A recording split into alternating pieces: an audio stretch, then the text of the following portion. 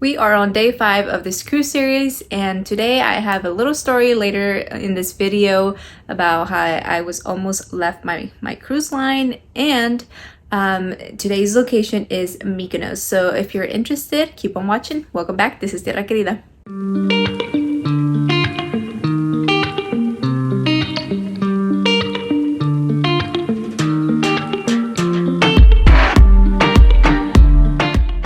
As you may know, Mykonos is one of the most popular islands in Greece, and I was interested to see what the hype was about. My first glimpse of why it's so popular was definitely the sunrise as we were coming in. I was definitely in awe. I'll insert a picture here for you to look at. I would highly encourage you, if you are staying in the island, to wake up early enough to watch the sunrise. Personally, I love a good sunrise and sunset, so this may not be as exciting for you, but I always like to at least watch a sunrise or a sunset when I am in a new place.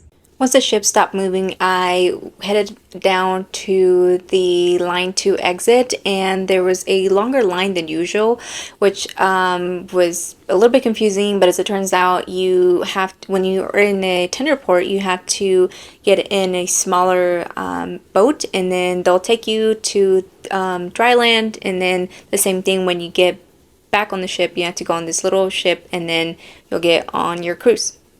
It does take some time to get off, so if you want to be the first one out of or off the cruise, you want to get up early and plan accordingly.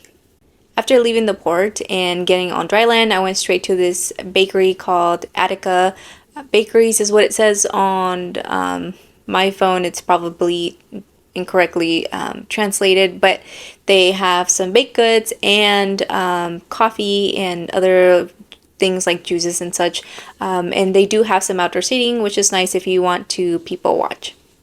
Also, as a side note, if you didn't purchase a phone plan for your time abroad, there is a municipal Wi-Fi. I'm not too sure how good it is because I didn't use it, but that's an option for you if you need it. I knew I wanted to check out Delos, so after walking around a little bit, I found the ticket booth to do a tour. You do have to take a boat, and they do have different time slots, so make sure that if you're, have an hour or two before your time slot, you walk around and grab some food and some water. The boat had outdoor and indoor seating, but I decided to hang out outside, and it was a little bit bumpy and a little bit windy, but it wasn't anything that anyone couldn't handle. I arrived around 10:50, and then once you arrive, you head over to the little booth to pay to enter, and I believe right now it is 12 euros per adult, so it's not super expensive, but just make sure you bring some cash with you. I didn't do a guided tour, but you can always do one. Just note that the later you go, the more guided tour groups they're going to be, and even when we went in the different little alleys, I guess you can call them, were getting pretty jam-packed. So if you want to avoid crowds, make sure you get there early. As a fun fact, the Cleopatra house is located there, and during that time period, there wasn't any class distinction, so you would find someone that had large amount of wealth in their home was next to someone that maybe didn't have as much.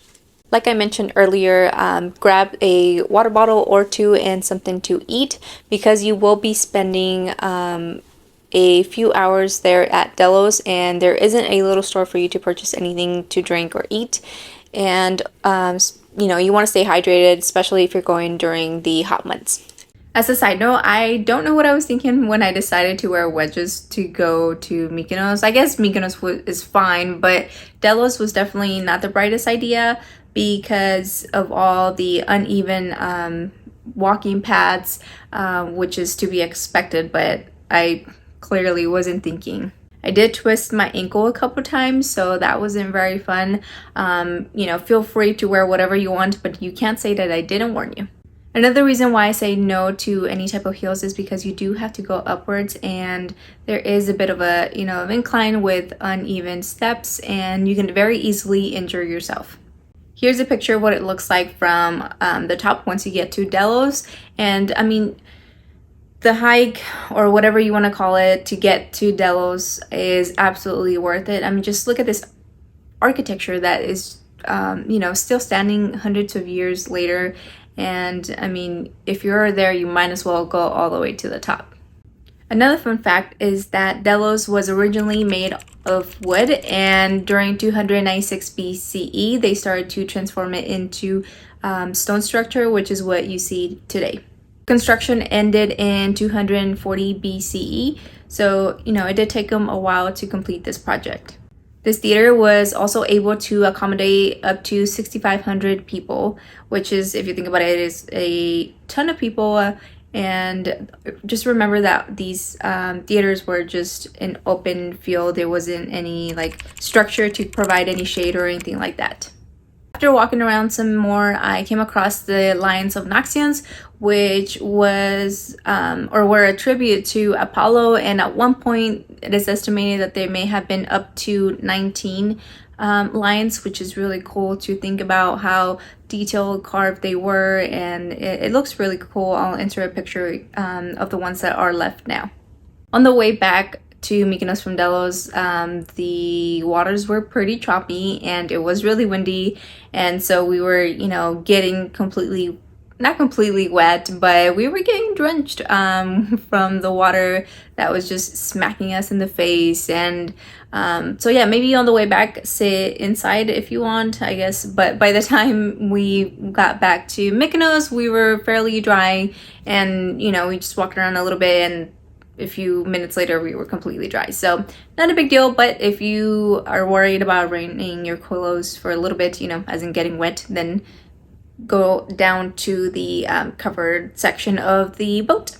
After all that walking, I was definitely hungry, so I stopped at the first place that smelled really good, and that happened to be Katerina's Little Venice. And it's a little cute restaurant that does have some indoor seating and just like maybe 2 tables that have outdoor seating with direct view of the ocean. The hospitality at Katerina's Little Venice was very, very good, and the food was even better. I ordered a stuffed mushroom as my starter, and I was thinking it was going to be like a small portobello stuffed mushroom, but no, this thing was freaking huge. It was like the size of my face, and it was still really good, and I would highly recommend you order it if you do go. For my main course, I ordered the lamb that came with pita and some tomatoes and the tzatziki sauce, and the lamb was extremely tender. It was probably one of the best lambs I've ever had, and including the best lamb that I had in Greece. So that is another option for you to check out if you go, and I promise you won't regret it. I also ordered a adult juice, and that thing was so good I finished it really quickly. So be careful if you order an adult juice. I don't care what anyone has to say, a meal is not complete without a little sweet treat afterwards. So I was craving something along the lines of an ice cream, and I found my way to Snow Pure Ice Cream, and they have a variety of flavors, but do note that they only allow you to try one. So if you don't like the first one that you try, you're just gonna hope and pray that the next one that you choose is something that you like. I ordered Mexican chocolate and smoked tea, and it was a very interesting flavor combination, but I would definitely encourage you to at least try that one. At this point, I was feeling a little bit stuffed, so figured we walk around a little bit and enjoy some sun and just kind of check out all the little cool shops and little streets, and the pretty pink flowers and whatever else I could find. Now I see why a lot of people like to go to Mykonos, especially the influencers. There's a lot of really cool picture opportunities there. After walking around a little bit, I found myself at the Dior store. It was super cute, and the staff were really nice and attentive. So even if you want to go in there and just kind of window shop, I encourage you to do so. They have their own Mykonos collection, which is pretty cute. After walking some more and the sun coming down, it was definitely wine o'clock, so we went and sat down at this restaurant and sat at the table by the water. Do note that for sunset time they do require reservations, but because service is what I would consider slow, because I'm used to faster service, which I understand. The service is a little bit slower over there. Anyways, sorry, that's besides the point. We were able to stay there until sunset, and this is actually where I was almost left by my cruise ship. When we left the room, I had read that we were leaving at 9 o'clock, but as it turns out, it was 6 o'clock, and you know, I'm sitting there waiting for another glass of wine, and a Florida number calls, and I'm like, what the heck? I thought it was a spam call, so I ignore it. They don't leave a voicemail, and then a few seconds later, they try again. I'm like, okay. So then, you know, answer the phone call. Turns out that they were getting ready to leave us. They were asking where we were. You know, they told us you have 2 minutes to get to the freaking ship, and of course, we're like 10 minutes away from the actual ship, and it was very stressful. I definitely thought, oh shit, many times. And because we were so far away, I had to just leave whatever money I had and I thought was the total price of the wine. And I almost left the GoPro. I had to take off my freaking wedges that I was wearing and just freaking booking it barefooted. And everybody's looking at us like we're crazy. Finally get to the you know, tender port area, and the immigration officer was there, and they're, you know, giving us our passports, you know, also calling in the cruise and see if they're still willing to pick us up. The guys in charge of the tender port came and picked us up, and the guy that was helping us get into the little boat was definitely pissed, and I'm pretty sure he was cursing us out in Greek, because, you know, body language, and we were late, and he's like, my wife is waiting for me at home.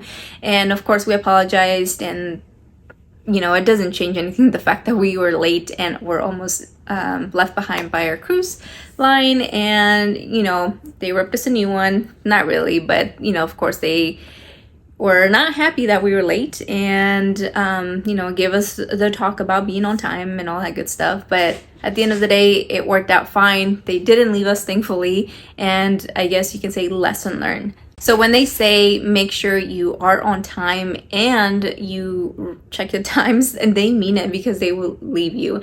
And you know, you know, from now on, if I go on another cruise, I'm taking a picture, setting an alarm, and then if it's a tender port like on this island in Mykonos, I will definitely set aside at least 45 minutes to be in line and be ready to go. And I will not be the last one on this freaking cruise to get on, so other people are mad, and the captain isn't mad at me too. So that is all. I hope you learned a lesson from me, so you don't have to go through it. And if you have any questions, leave them in the comments. Otherwise, I'll see you on the next one. Check out the rest of the cruise series, and I'll see you on the next one. Bye.